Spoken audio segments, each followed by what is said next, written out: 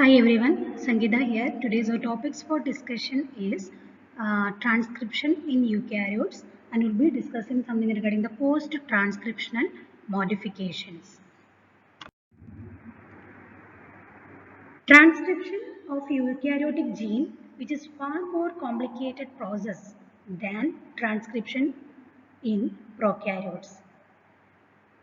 The eukaryotic transcription, which involves separate polymerases for the synthesis of rRNA, mRNA and tRNA. So there are much differences between prokaryotic and eukaryotic transcription. First of all, regarding the site. In prokaryote, transcription and translation occur within the cellular compartment. But in eukaryotic cells, the transcription and translation occur in different cellular compartments. As we know, transcription which occurs within the nucleus and translation which occurs outside the nucleus. Keep it in mind, in eukaryotic transcription, the transcription occurs within the nucleus and translation occurs outside the nucleus.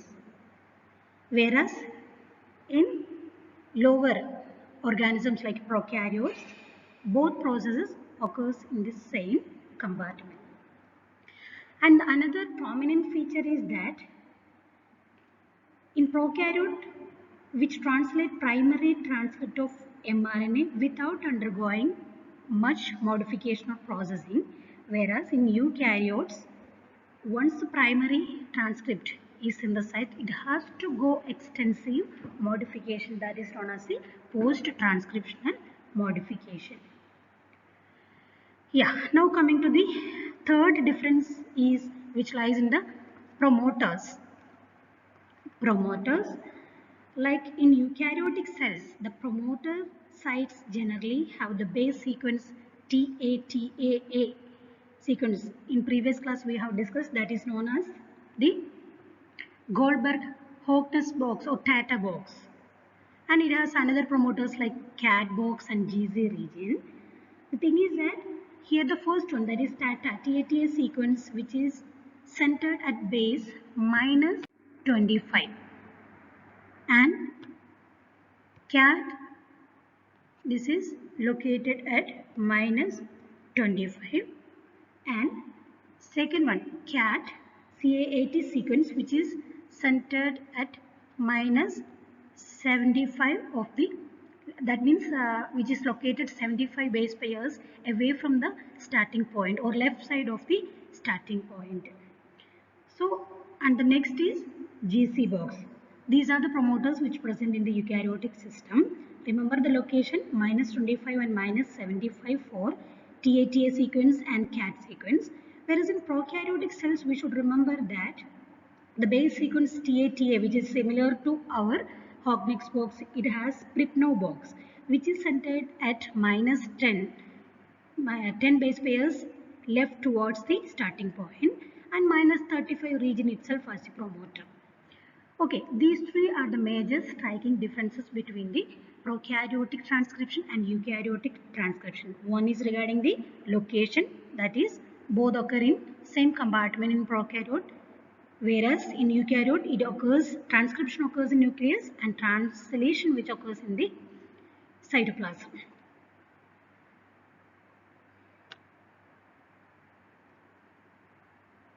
Now regarding the stages of transcription in eukaryotes, it also involves the following phases like assembly, then initiation, elongation, termination, which is almost similar to the prokaryotic system. But for the before the initiation itself involves three stages. That means the RNA polymerase does not bind the promoter directly. Here it has much extensive or complicated steps are there before the initiation getting started.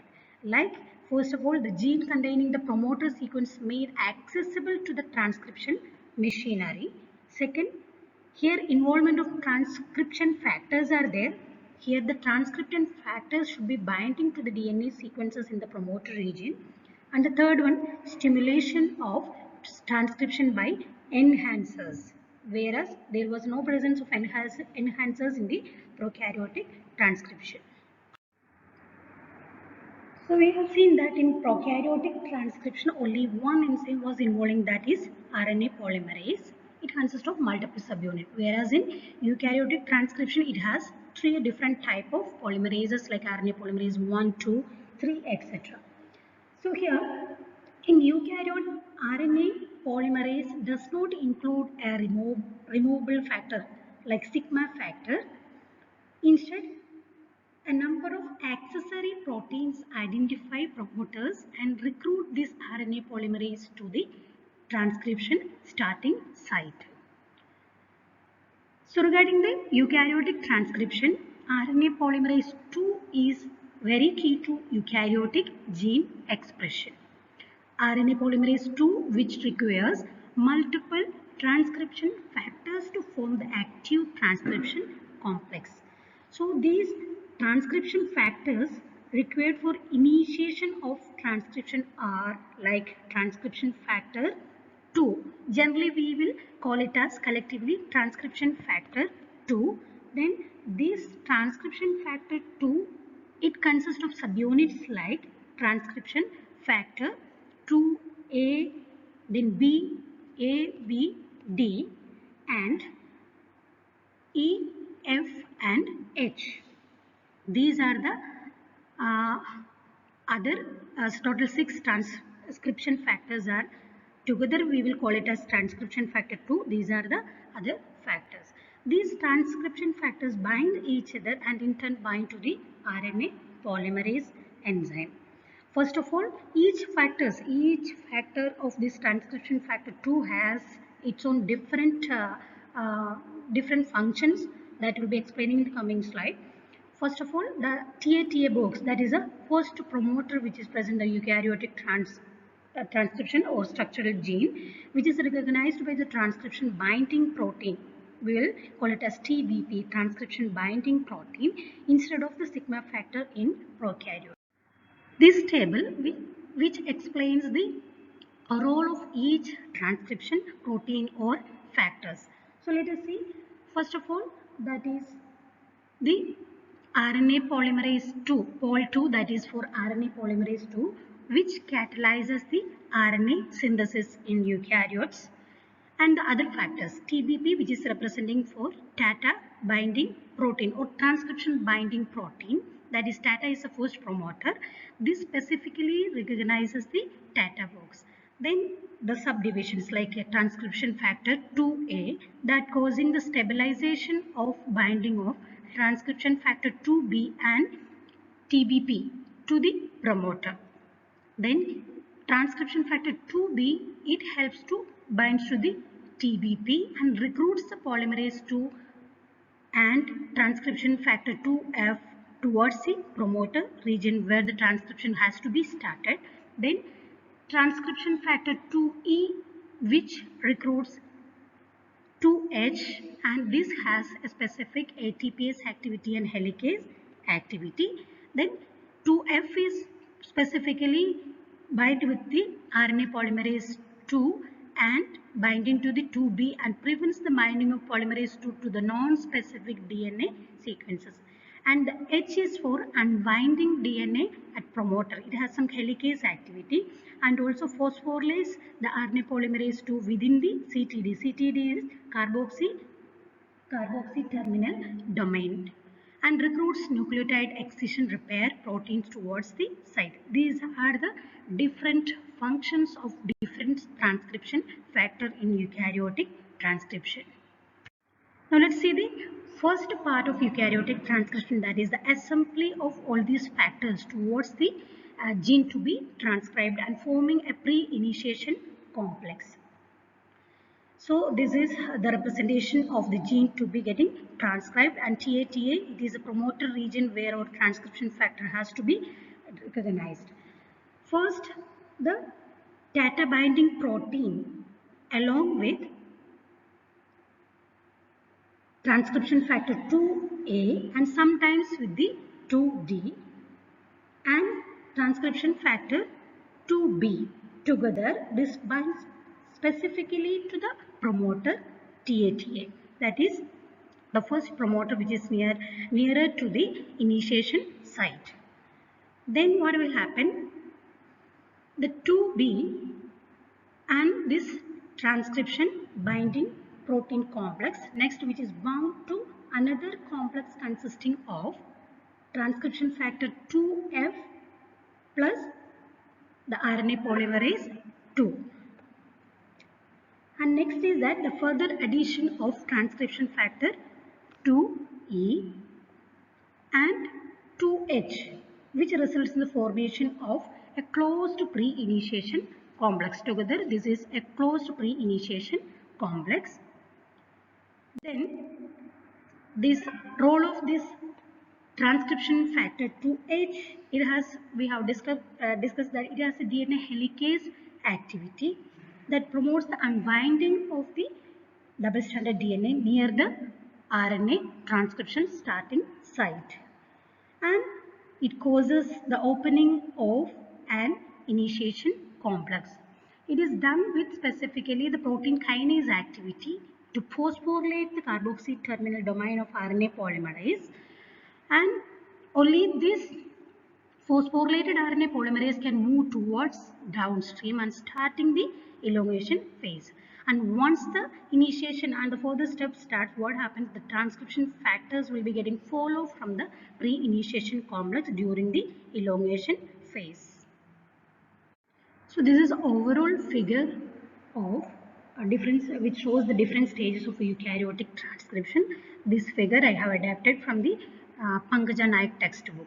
So far discussed these many steps, that is regarding the formation of pre-initiation complex with the help of different transcription factors, and we have even seen the role of specifically transcription factor 2H. It has two activity. One is helicase activity, which causes the unwinding of the double-stranded DNA, and also we have seen the activity. It has some protein kinase activity which helps for the phosphorylation of the RNA polymerase enzyme, and the initiation is getting started. Once the initiation continues, what will happen? The transcription factors slowly follow from the RNA polymerase. Specifically, the first transcription factor 2E will be getting falling off, then 2H, so and so. And when in starting the elongation phase, what will happen? The RNA polymerase alone will getting moving off, and the other transcription factors get fall off, and the reaction continues. And for elongation complex, there are certain elongation factors also there, which I have forgot to explain in the table, where we have explained the transcription factors, different transcription factors and its role. It has some elongation factors. It specifically helps to phosphorylate the RNA polymerase 2 within the carboxy terminal domain of the RNA polymerase. Example, ELL, S2, elongin, etc. are the elongation factors. So along with the help of elongation factors, the RNA polymerase will be moving off, and the elongation or adding of various nucleotides occurs, and the binding of phosphodiester bond occurs, and the chain elongation continues. It occurs after the transcription factor 2E and 2H getting dissociated from the RNA polymerase and it reaches to the termination complex. And the termination factors, there are some termination factors which will be helping for the termination of the eukaryotic transcription. Here, elongation factors will be getting dissociates from this stage, and the carboxy terminal domain is dephosphorylated. Once it becomes dephosphorylated, only the RNA polymerase cannot move further, as transcription will be terminating in this stage, and which will be facilitated by the termination factors, where here elongation factors will be moved off, and the role of termination factors will be getting in, and the CTD is getting dephosphorylated in the RNA polymerase, and the transcription will be getting stopped, and will be getting the primary transcript. So the elongation already been discussed. Remember, the transcription and translation do not take place simultaneously, since they are separated by nuclear membrane in eukaryotes. Termination also we have seen the phosphorylation of CTD terminal of RNA polymerase occurs, and usually the termination sequence is a repeated sequence of AAT triple A, which is followed by GT repeats. The termination is closely related to the post-transcriptional modification. Okay, now let's go in detail about the post-transcriptional modification. Usually all RNA molecules in eukaryotes are processed to some degree after synthesis. It is like it is not most of the transcript in prokaryotes will not undergo much more post-transcriptional modification, but in eukaryotic transcription it has to undergo an extensive post-transcriptional modification. This processing giving them the characteristic feature and which need to be functional in the cytoplasm. So the newly synthesized RNA molecule, which is known as primary transcript, or it is also known as heterogeneous nuclear mRNA or hnRNA. These are synonyms for the primary transcript. It has to undergo modification to become the functional tRNA, rRNA, mRNA, etc. This figure simply explaining the difference between the prokaryotic and eukaryotic transcription. Now let's go in detail about the post-transcriptional modification. First of all, we will be focusing on the mRNA modification after the transcription or mRNA processing. The mature functional mRNA is formed from extensive processing of large precursor, which is known as heteronuclear or heterogeneous RNA transcript, and which is a product of RNA polymerase II in eukaryotic transcription. And the modification which includes are tailing at the 3' end, capping at the 5' end, mRNA splicing and RNA addition. These are the post-transcriptional modification for mRNA. Let's see one by one what is the meaning of this tailing, capping, splicing, etc. So the first one is that capping at the 5' end, which means the addition of a cap or specifically a methyl group or methyl guanosine will be added to the 5' end. So here the 5' end of the eukaryotic mRNA, it consists of a cap of 7-methyl guanosine triphosphate, or which is known as 7-methyl guanylate, which is attached to the 5' terminal of the mRNA through an unusual 5' triphosphate linkage. This shows the 5' linkage to the ribose part of the mRNA. The addition of GTP as a part of this cap is catalyzed by a specific enzyme, guanylyl transferase enzyme. Remember, guanylyl transferase enzyme is the enzyme which helps for the addition of this 7-methyl guanylate to the 5' end of, or which it forms a 5' triphosphate linkage to the ribose group of this mRNA molecule.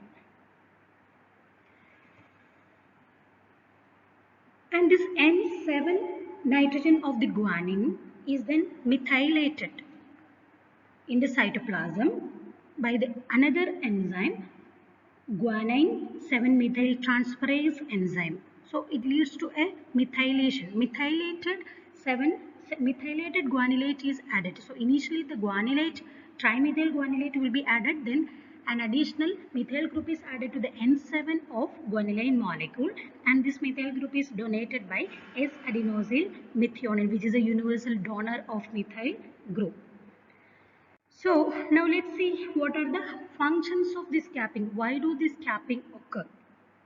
Remember, the capping occurs inside the nucleus before it is released into the cytoplasm for the translation. So we have seen the methylation, addition of this methylated guanyl group and all.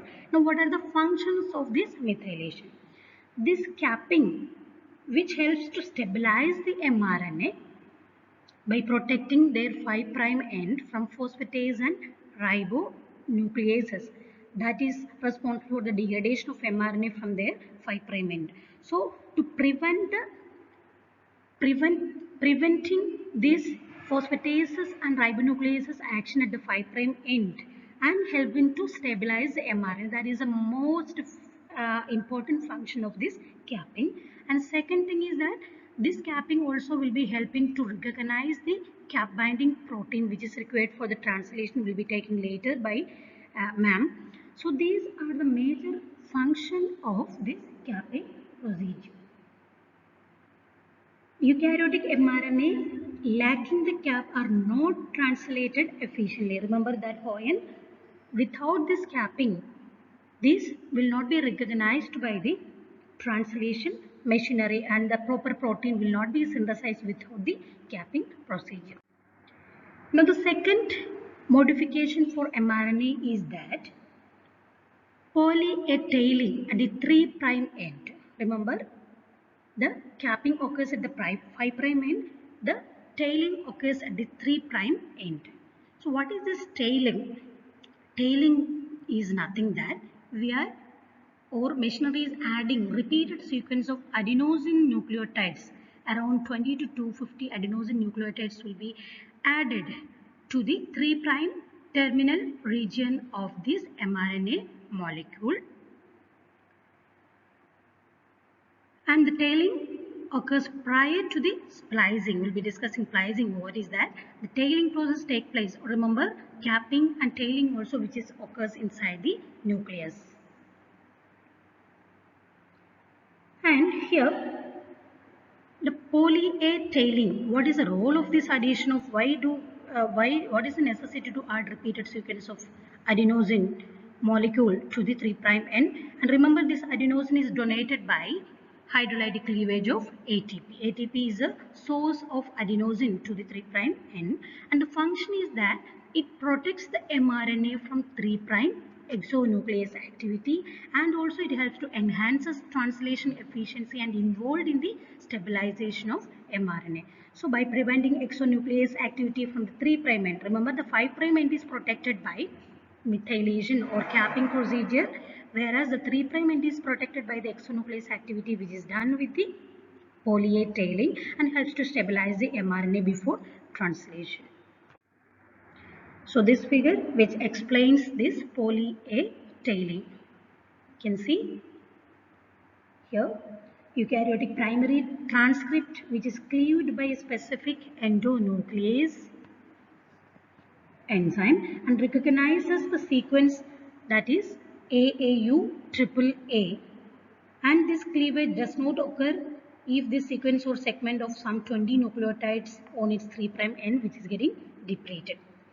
So this cleavage which generates the 3' end, 3' hydroxyl end, to which the repeated adenosine molecule can be getting added. So the procedure of this cleavage which is done with the specific endonuclease enzyme, it is helping to make the 3' end where the adenylate molecule can be getting added to this end. So initial stage is that the cleavage of AAU-AA sequence done by the endonuclease and exposing the 3' end.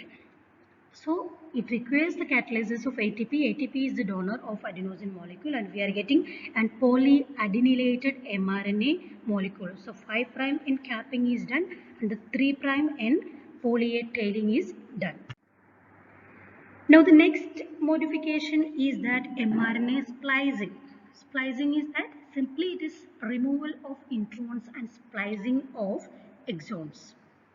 So the matured mRNAs are much shorter than the DNA templates. So this figure which shows the structural genes which composed of both coding and non-coding regions that are alternatively separated. So the representation, symbolic representation ABCD, that is representing the non-coding region or introns, and the area which is designated by numbers 1, 2, 3, etc. that is for coding regions. So meaning of exon and intron. Exons are the coding sequence that appear on split genes and primary transcripts and will be expressed to the matured mRNA. Remember, exons are the coding sequences, whereas introns are the non-coding sequence. Exons are coding and introns are the non-coding sequence that are transcribed into primary mRNAs, but once the modification occurs, which will be cleaved out and which will not be present in the mature mRNA, which will not be involving for the translation. Now, the meaning of mRNA splicing is that the process by which introns are removed from the primary transcript and exons are joined to form mature functional mRNA. That is the definition of mRNA splicing. And this mRNA splicing is carried out by spliceosomes. And the clinical significance of this splicing is that why there is need of removing introns and joining of exons by the help of SNRPs. That is mainly, remember, if this splicing does not occur, it can lead to certain genetic diseases. So approximately 15% of all genetic diseases are due to mutations in splicing defect. One example is given, aberrant splicing, which causes the formation of certain variant of thalassemia. This figure which explains the mRNA splicing, that is which removal. This is the example of O-albumin gene which carries 7700 base pair gene transcript. It undergoing transcription and the post-transcriptional modification 5' capping and 3' poly tailing occurs, and the third stage is that splicing. The region which is encoded with the alphabets A, B, C, D, etc. These are representation for introns. The splicing which causes the removal of introns, splicing, cleavage and polyadenylation, and the extra RNA will be added, that is the polyetailing, and finally we'll be getting this green color which is represented by the numbers, that those are the coding sequence or present or exons which will be getting joined, and finally we'll be getting the mature mRNA which is ready for the translation, which is having 5' methyl group or guanylated methyl group and 3' adenylate group and the joining of the exons. The splicing of mRNA precursor which is carried out by spliceosomes. So what are these spliceosomes? Before that we should know what is the meaning of small nuclear RNA. So spliceosomes are made up of small nuclear ribonucleoproteins or snRNPs. Often we can pronounce it as SNRPs. For easy to pronunciation, small nuclear ribonucleoproteins are, we can call it as SNRPs. These are nucleotides complexed with specific proteins to form a small nuclear ribonuclear particles, that is known as snRNPs. These are actually nucleotides consist of 90 to 300 nucleotides, and usually uracil rich. It consists of much uracil bases, and it helps for the synthesis or formation of spliceosome, and location or presence of these small nuclear RNAs is in nucleus. A disease SLE, that is systemic lupus erythematosus, is mainly due to synthesis or production of autoantibody against these SNRPs that leads to an autoimmune disease known as systemic lupus erythematosus. Now the spliceosomes, snRNPs associated with primary transcript at the exon-intron junction to form spliceosomes. Seen inside the nucleus, cuts are made at both ends of introns and it is removed. This is done with the help of spliceosomes. Exon ends are ligated at GG residues. Last transcriptional modification for mRNA, that is mRNA editing. mRNA editing taking place at the transcription level itself. And we have the concept one gene which is responsible for more than one protein. Usually one gene, one protein hypothesis. This mRNA editing is actually reason for the one gene which is responsible for more than one proteins. So usually a change in the base sequence of RNA after transcription by process other than RNA splicing, that is the definition of RNA editing. So this RNA editing which involves the enzyme mediated alteration of base sequence of RNA in the cell nucleus before the translation. Remember, mRNA editing is done with the help of a specific enzyme mediated alteration in the base sequence of the mRNA molecule. So usually these processes which done with the help of the insertion, deletion or substitution of nucleotides in the RNA molecule. Remember the process which involves insertion, deletion or substitution of nucleotides in the RNA molecule.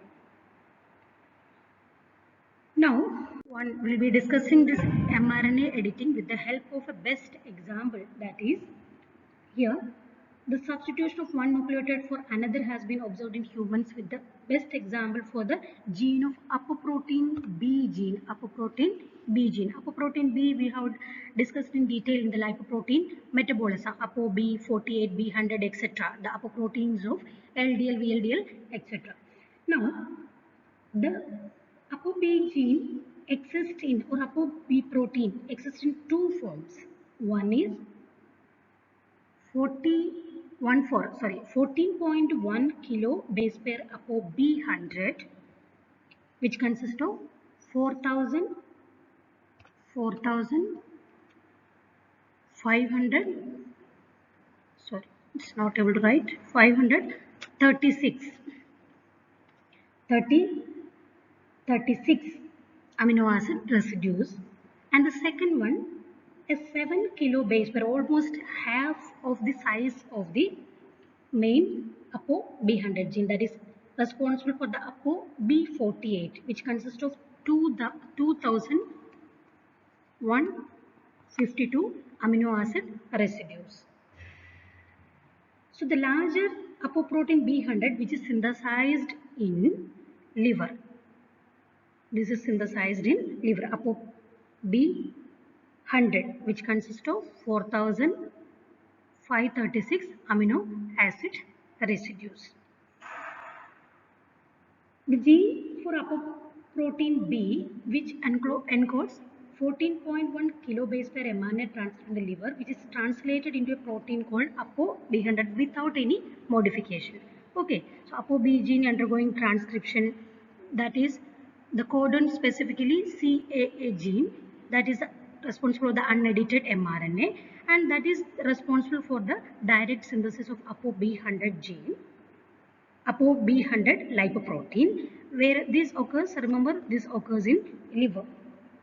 But in intestine, what will happen? The same gene which encodes mRNA of half of its size, that is 7.7 kilo base pair Apo, that is responsible for the ApoB48 lipoprotein, that is translated into a protein as ApoB48 with 2,152 amino acid residues. How this occurs actually? In small intestine, the cytidine residue of mRNA is deaminated to uridine residue, that is one amino acid like CAA, that is responsible for the amino acid glutamine, which will be converted as UAA. Cytidine is converted as uridine by a deamination reaction. The enzyme is a deaminase enzyme, RNA editing done with a deaminase enzyme, and it leads to the formation of UAA instead of CAA, that is leading to the formation of an edited mRNA. Remember, this deaminase which is present only in intestine, not in liver, and it is expressed in developmental or a certain developmental stage only. And this edited mRNA, which undergoing translation in intestine and responsible for the synthesis of apolipoprotein B48. So this example which explains the role of mRNA editing. Once again, mRNA editing is nothing. It is a change in the base sequence of RNA after transcription by a process other than the RNA splicing. It is done with the help of enzymatic reactions. So far we have discussed about the post-transcriptional modification of mRNA. Now the second part, that is the tRNA processing or post-transcriptional modifications of tRNA, which is mainly done with four procedures, that is cleavage of a 5' leader sequence, and second one, replacement of a 3' terminal UU by CCA, addition of CCA base pair to the 3' terminal, and modification of bases and sugars and splicing to remove the introns. These are the major four reactions or processes involving for the tRNA. So let's see one by one. The first one is cleavage of a 5' leader sequence.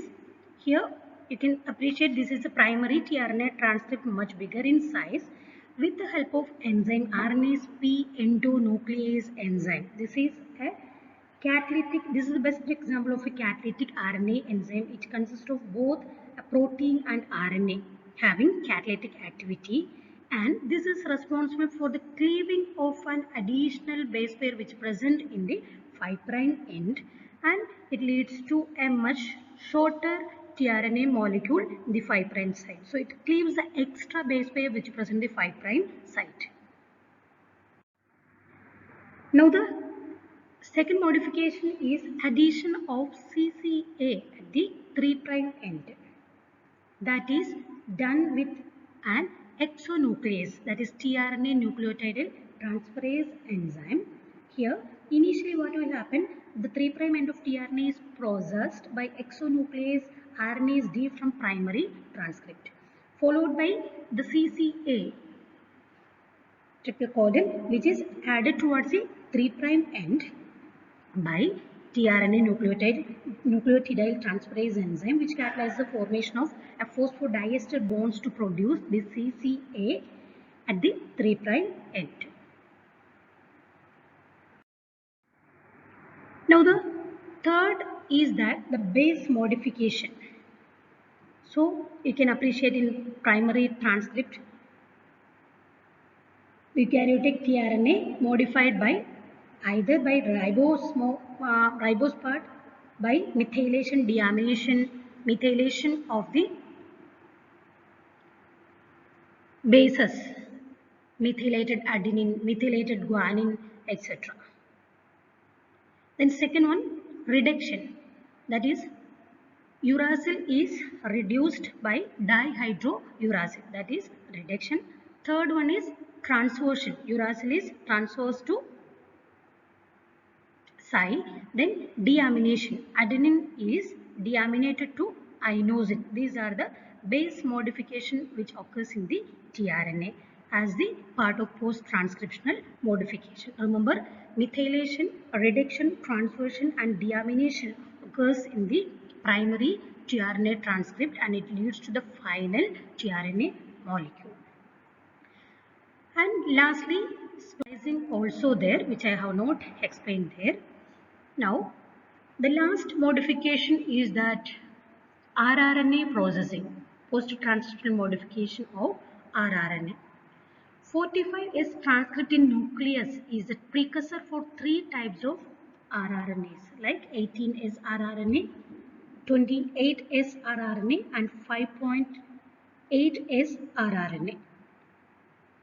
So the matured rRNA will be assembled with the ribosomal proteins to form ribosomes that are exported to the cytosolic space. So this figure which explains the rRNA processing. So the initial primary rRNA transcript undergoing trimming by RNA polymerase 1, which produces a single RNA polymerase 1, which produces a single primary transcript as rRNA, and That will be encoding for the 3 types of RNA like 18S RNA, 5.8S RNA and 28S RNA. Undergoing transcription, splicing, and which leads to the separation of these 3 types of RNA, and that will be ready and which will be released to the cytoplasm for the to the translation machinery for the translation.